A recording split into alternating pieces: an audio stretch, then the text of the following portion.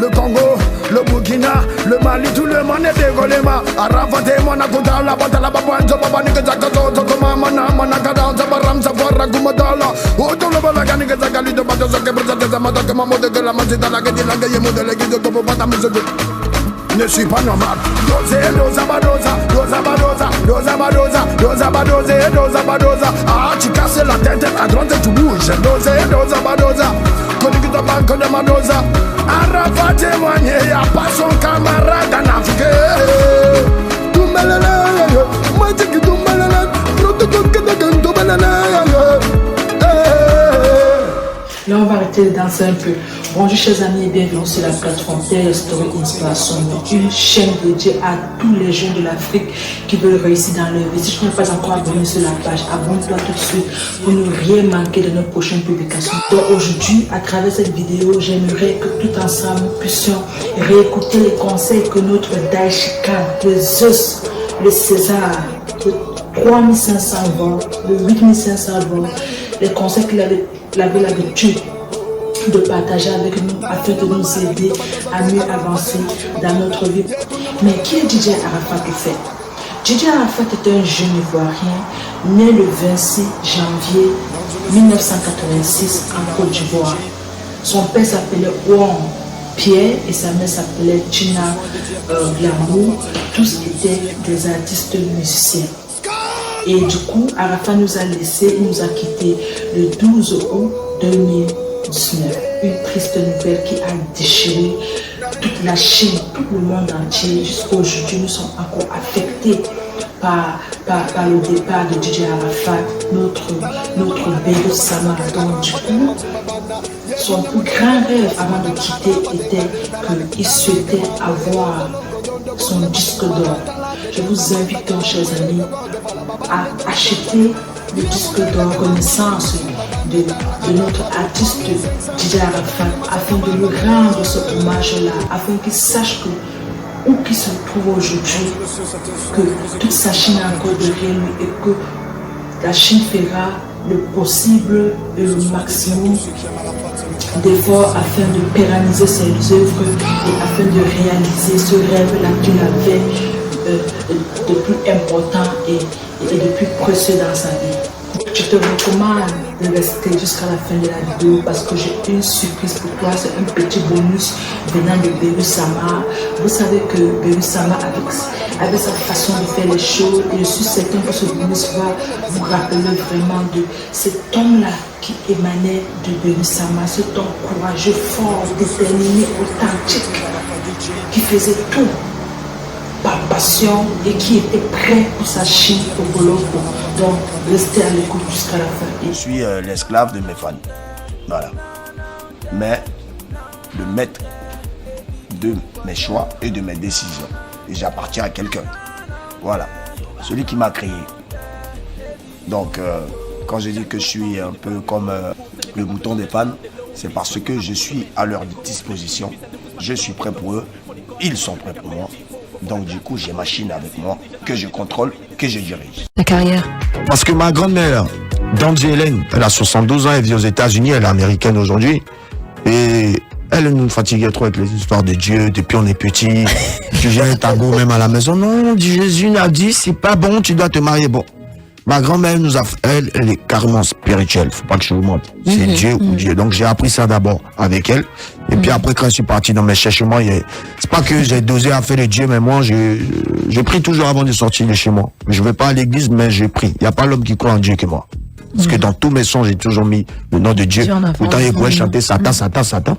Est-ce que le message à la jeunesse du monde, même pas africaine, c'est de croire en Dieu.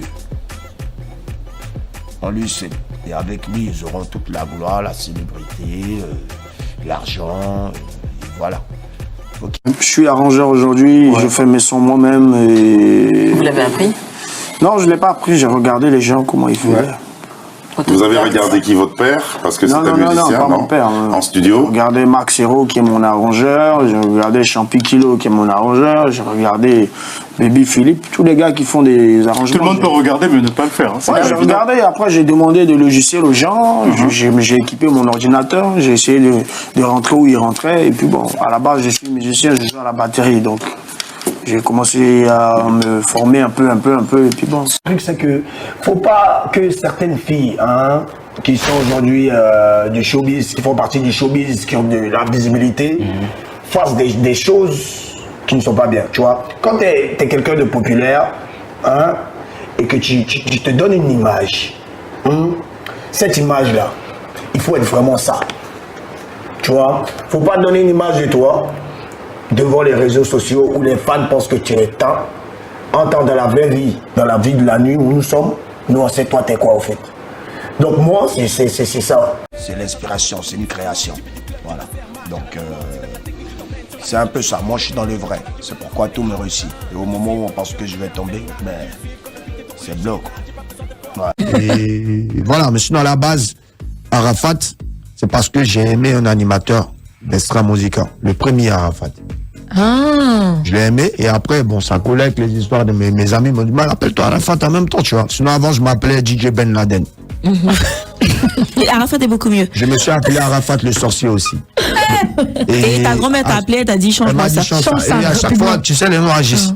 Tu t'appelles sorcier, tu vois que tes trucs sont bloqués. Tu t'appelles Ben Laden.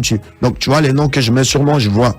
Un moment, je m'appelais Zeus. J'ai eu trop de problèmes. Zeus, c'est Dieu. J'ai changé ça, César. Au fur et à mesure. Et César? Voilà. César, ça allait. César, ça allait. Ça allait. Il y a eu plein de. Est-ce que tu regrettes la période Beru Sama Destruction? Parce que c'était à cette même période que tu as eu. Que tu as fait le show. T'as vu le Destruction, c'est trop bien. Et puis non. Le Bataclan a coïncidé avec Beru Sama à la destruction. C'est pas parce que je suis calme que non, genre si quelqu'un s'amuse un peu, non. La destruction est toujours là, sauf que c'est un truc qu'on active. En ce moment, on n'a pas activé, on n'a pas d'ennemis, tout est propre. Mais le jour que quelqu'un vient nous attaquer, on active la destruction. C'est-à-dire que si tu es enfant de milliardaire et tu es enfant de riche, il faut savoir qu'il y a des enfants de pauvres. Il faut respecter les enfants de pauvres. Il faut pas dire que parce que tes parents ont des milliards, que tu es au-dessus de tout le monde. Il faut respecter les pauvres. Si tu peux aider ce pauvre, aide-le. Si tu es un pauvre que tu veux être n'importe quoi dans la vie, hein, donne-toi à fond, n'écoute pas les gens, concentre-toi sur ce que tu veux faire et bats-toi pour être ce que tu veux être. Parce que c'est comme ça que j'ai été. Et c'est ce que je veux voir mes fans appliquer. Je veux voir des fans qui ont bataillé eux-mêmes sans compter sur l'aide de leurs parents pour avoir leurs milliards ou pour avoir tout ce qu'ils ont, voiture, maison, tout leur ce qu'ils accomplissement. ont. Voilà, leur accomplissement, leur objectif dans la vie. Il ne faut jamais se laisser abattre. Et surtout, voilà l'interdiction de la vie. Quand tu aimes Arafat, ne jamais prendre la honte, quelles que soient les situations. Il faut toujours sortir vainqueur. Mais Roland Le Benguis, tu parles de lui souvent, tu vois, mais tu n'as jamais dit un jour devant une caméra, je remercie Roland Le Benguis de m'avoir donné l'opportunité de m'exprimer à travers une chanson. Tu n'as jamais dit ça, pourquoi? Je ne l'ai jamais dit, c'est vrai, parce que c'est pas à moi de le dire. Voilà. Pour moi, c'est à tous les fans de DJ Arafat de lui dire merci d'avoir produit un être humain comme moi, tu vois, et qui est devenu aujourd'hui l'idole de toute la jeunesse. Ouais. Et moi, ma manière de le remercier, ça va venir. C'est-à-dire que je saurai comment le remercier. Déjà, du fait que je passe sur sa chaîne télé, c'est une preuve de remerciement aussi. Parce que je suis prêt. Je pouvais dire, Yoati, c'est tant. Je pouvais dire n'importe quoi, ok? D'accord, mais non. Je saurai le moment de ma reconnaissance envers lui. Mais je n'ai jamais caché aux gens que Roland Le Benguis a été mon premier producteur. Oui, bien sûr, ça t'as jamais caché. Mais nous, on aimerait aimé que tu dises. Vraiment, Roland, je ne sais pas si tu me regardes, mais moi, DJ Arafat, je te dis merci parce que en le temps, il y avait plein d'artistes. Et il a vu quelque chose en toi, et puis aujourd'hui, bon, ça paye. Même si tu bouffes les millions, tu lui donnes pas aussi. Ça lui fait mal, mais c'est pas grave. Non, mais parce que c'est un boss de chaîne de télé. Il a déjà assez d'argent. En tout cas, comme je te l'ai dit, il n'est jamais trop tard. Quand ce sera le moment, ma reconnaissance envers lui, toi-même tu vas être fanta. C'est-à-dire que tu seras content, tu vas dire au moins, bon voilà. Non, il n'y a pas de souci. Sinon, il y a fouille. Il n'y a pas de souci. C'est moi-même. Je prends mes décisions seul. Quand je me suis réconcilié avec Desbordeaux depuis Paris, j'étais là comme ça, je me lavais en plus. Et puis, je l'ai appelé, j'ai dit, ça va?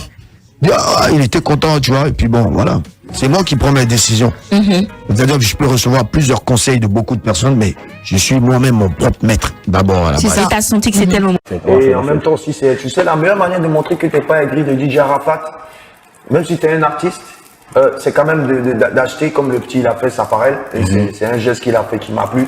Il a acheté 500 CD qu'il a offert à ses fans et à toutes les personnes qui sont fans de DJ, du coupé décalé. Donc c'est important.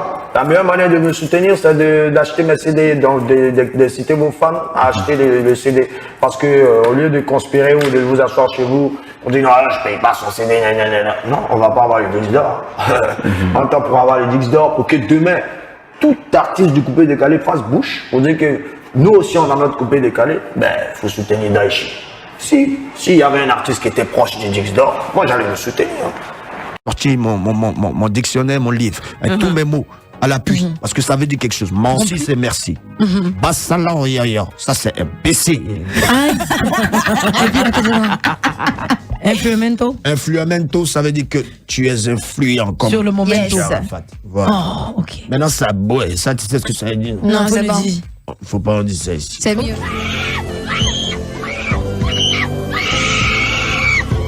Il s'appelle Jean-Pierre Kilo.